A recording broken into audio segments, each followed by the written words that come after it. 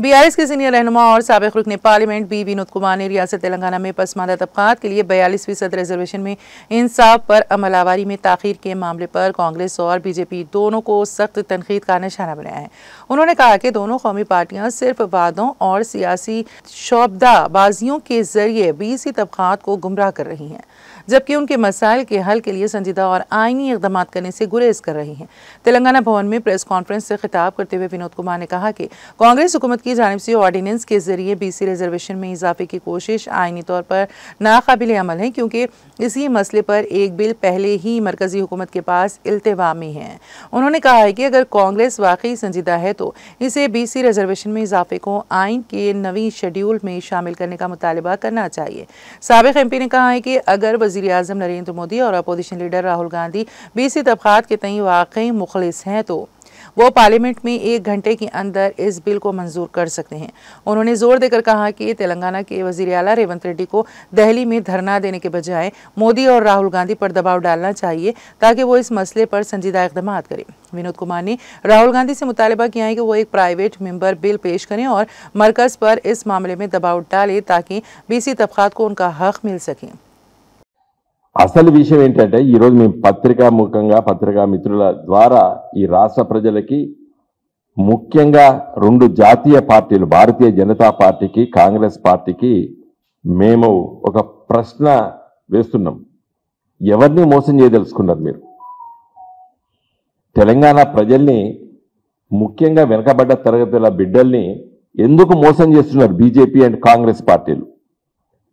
మీరు national political parties, ఈ దేశాన్ని పరిపాలించింది మీ ఇద్దరే. కాంగ్రెస్ బీజేపీ ఈ దేశాన్ని పరిపాలించింది గత 70 సంవత్సరాలు, ప్రత్యేకంగానే అయితే సపోర్ట్ చేసి. కానీ ఇది చిత్తశుద్ధి ఉంటే మీరు చేయాల్సిన పని ఏంది? సుప్రీంకోర్టు ఇదివరకే ఇందిరా సహాని కేసులో స్పష్టంగా జడ్జిమెంట్ ఇచ్చింది. 50% రిజర్వేషన్లు కంటే ఎక్కువ ఉండకూడదనే ఒక జడ్జిమెంట్ వచ్చింది. ఈ దేశంలో అత్యున్నత న్యాయస్థానం సుప్రీంకోర్టు జడ్జిమెంట్ ఇచ్చింది. దాన్ని ఏ విధంగా మీరు ఓవర్కమ్ కాగలుగుతారు? అన్లెస్ శాసనసభలు కానీ లేకపోతే పార్లమెంట్ కానీ ఏ చట్టాలని నిజంగా ప్రజలకు సేవ చేసే చట్టాలు వాటిని కోర్టుల బారి నుండి రక్షించాలంటే 9th షెడ్యూల్లో పెట్టాలి. 9th షెడ్యూల్ అనేది ఏంటి? రాజ్యాంగంలో 9th షెడ్యూల్ ఎప్పుడు అది రాజ్యాంగం రచించినప్పుడు దాన్ని పొందపరచలేదు. 1950 జనవరి 26వ తారీఖు నాడు, 1 సంవత్సరం కాలం తర్వాత మన దేశ మొదటి ప్రధాని పండిత్ జవహర్లాల్ నెహ్రూ గారు 1951లో రాజ్యాంగ సవరణ చేసి 9th షెడ్యూల్ని రాజ్యాంగంలో పొందుపరిచారు. ఏ ఉద్దేశంతో 9th షెడ్యూల్ పొందుపరిచారు? ప్రజాసేవ కోసం, ప్రజా సంక్షేమం కోసం చట్టాలు వచ్చినప్పుడు ప్రభుత్వాలు, రాష్ట్ర ప్రభుత్వాలు కానీ పార్లమెంట్ కానీ తీసుకొచ్చినప్పుడు కోర్టులోకి వెళ్ళి వాటిని ఛాలెంజ్ చేసి వాటిని నిర్వీర్యం చేయడానికి ప్రయత్నాలు జరుగుతాయి. ప్రజాస్వామ్య వ్యవస్థలో కోర్టుల ఇంటర్ఫియరెన్స్ లేకుండా ఉండడానికి కొన్ని ప్రత్యేకమైన చట్టాల్ని 9th షెడ్యూల్లో పొందపరచని చెప్పి 1951లో అప్పుడు ల్యాండ్ రిఫార్మ్స్ తీసుకొచ్చినప్పుడు దాన్ని రక్షించడానికి ఆ చట్టం తీసుకురావడం జరిగింది, 9th షెడ్యూల్.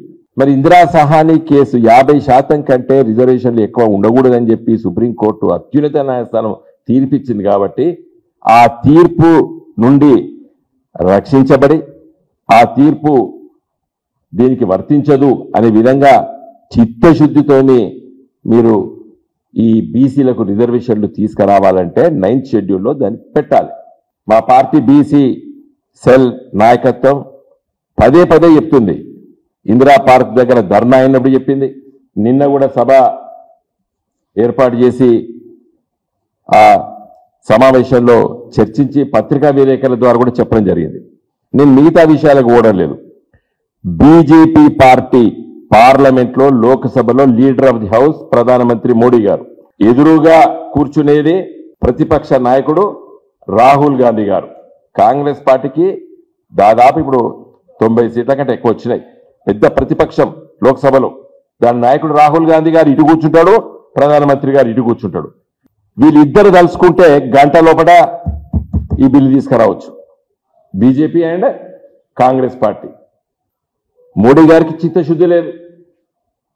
బీసీలకు నిజంగా 42% తెలంగాణ రాష్ట్రంలో రిజర్వేషన్లు ఇవ్వాలనే చిత్తశుద్ధి లేదు బీజేపీ పార్టీకి.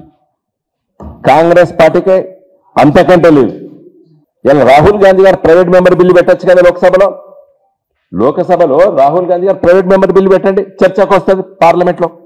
దేశవ్యాప్తంగా బీసీల గురించి అని మాట్లాడతానని చెప్పే రాహుల్ గాంధీ గారు రేవంత్ రెడ్డి గారు అయితే బిల్లు పాస్ చేయించిండు కదా తెలంగాణ శాసనసభలో. కమాన్ ఆ బిల్లును 9th షెడ్యూల్లో పెట్టమని చెప్పి ఒక ప్రైవేట్ మెంబర్ బిల్లు పెట్టండి లోక్సభలో.